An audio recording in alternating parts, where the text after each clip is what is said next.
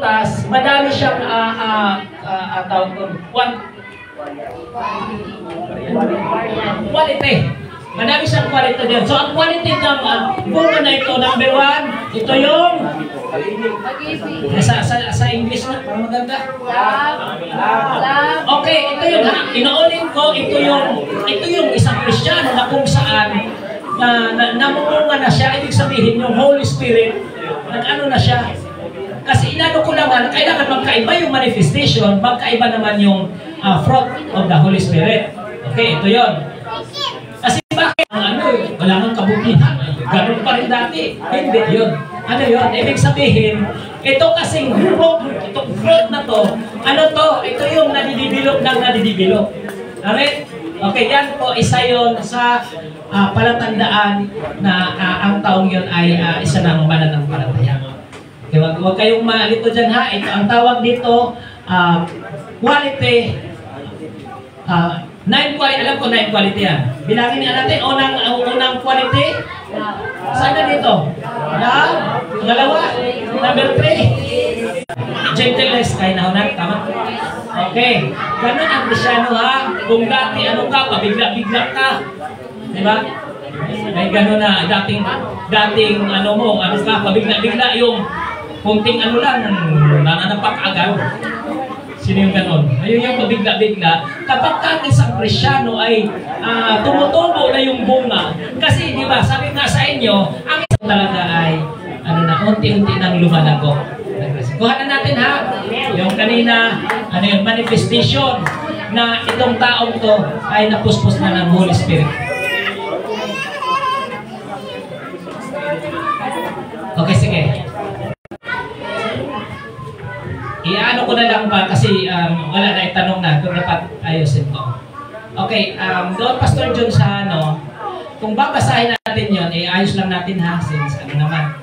Yung sinasabi doong ano, apoy, iba ang ibig sabihin no? Yung kasi kung babasahin mo sa baba, sabing gano'n, di ba, sabing ni Juan, hindi ako karapat dapat na magkalat kahit man lang sa sinta sa kanyang sandalyas. Pero yung kasunod ko, siya yung magbabautismo ng banal na espiritu at ng apoy.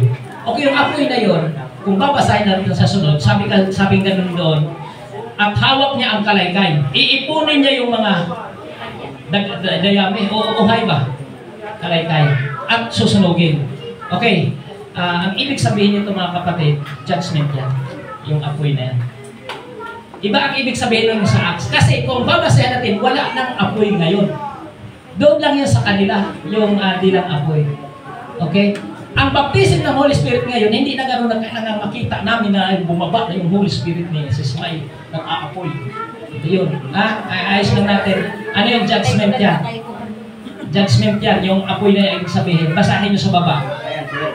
Apoy yan. Ibig sabihin, si Jesus, siya yung may kakayanan ng baptism at siya rin, the same time, kakayanan na magpuksa ng tao. Kailan yun? Yung apoy na yan, after ng judgment. Iba yun ang ibig sabihin nun sa ano, yung sa kay Kuhana. Hindi na yun mangyayari na bababa yung dilang apoy para ka lang mabaptize. Hindi. Nakuha nyo, paano ka lang mabaptize ka lang yung pang bigla ka na lang aapaw yung ano doon. Di ba yung baso, pagka pinuhusan mo ng buhusan, aapaw yun. Yun ang ibig sabihin.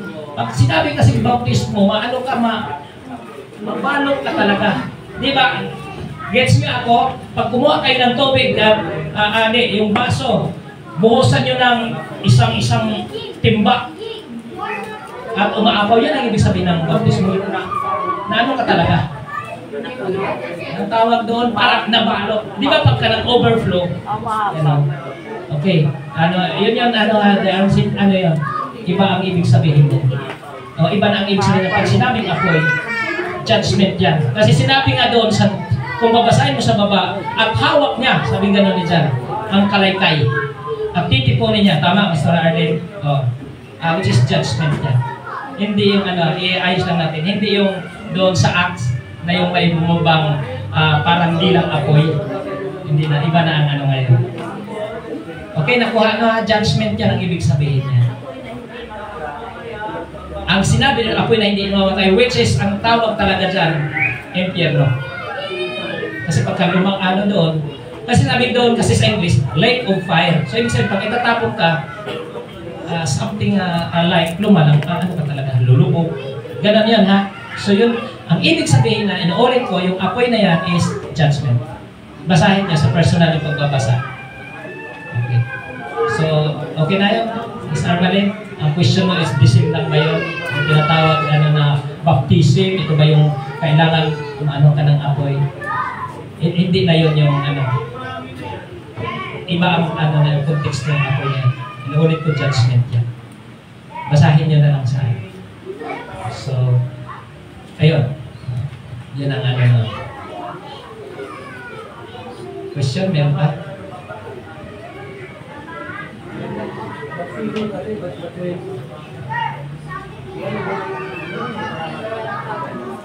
Meron pa?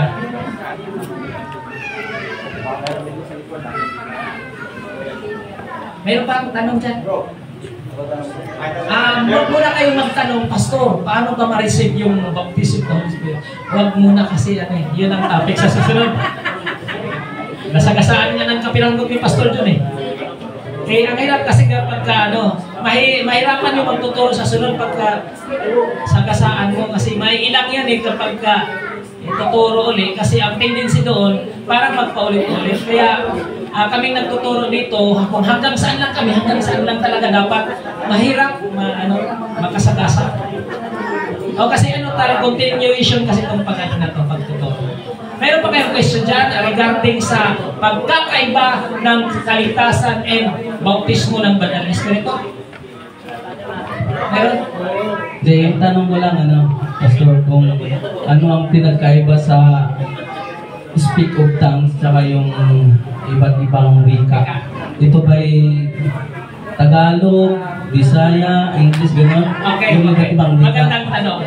Pag sinabing speak in tongue, ito yung salita na ibinigay sa iyo ng Banal na Espiritu. Magkakaiba yan. Merong yung darabakasyon tayo, mga gano'n. Magkaiba-iba yan, which is ang Holy Spirit ang nagbibigay sa iyo yan. Ano yun?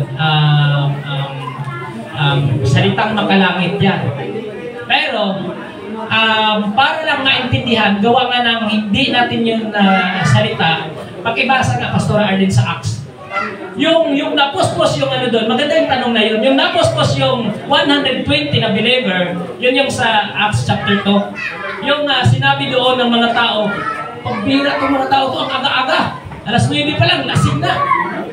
Kasi nagsasalita. Sabi ng mga ibang tao na taga-ibang bayan, hindi ka lang, salita namin yan eh. Dami nabasa kayo dyan. Okay, yan, Brother Mabin, hindi yan gawa-gawa, kaso nga lang iba-iba ang which is ang Holy Spirit ang dyan. Tapos, paano na ito maintindihan natin? Ang Diyos na bibigay, mayroon naman siyang binibigyan ng spirit of yung ipapahayag, yung salita ng Diyos. Kahit naman dito, di ba, mayroong mag-speak in tongue.